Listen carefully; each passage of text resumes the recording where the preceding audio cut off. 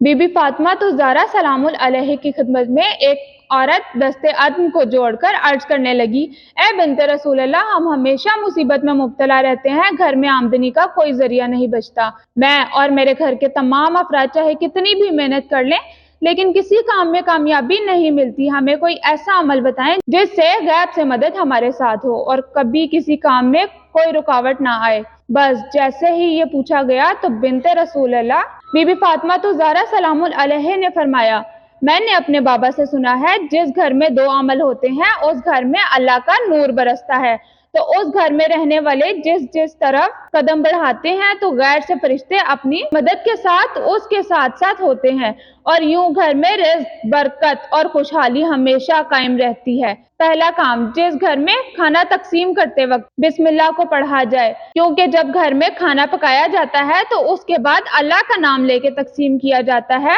تو رزق تقسیم کرنے والے فرشتے اس کی طرف خیر کے دروازے کھول دیتے ہیں۔ اور دوسرا، گھر میں داخل ہوتے وقت سلام کرنا۔ یاد رکھنا، جس گھر میں گھر والے گھر میں داخل ہوتے وقت سلام کرتے ہیں تو اس گھر میں تمام نحس طاقتیں ختم ہو جاتی ہیں اور خیر، برکت، خوشحالی بانٹنے والے فرشتے اس گھر میں رہنے والوں کے لیے غیبی امداد لاتے ہیں اور یوں اس گھر میں سکون و امن پاتے ہیں۔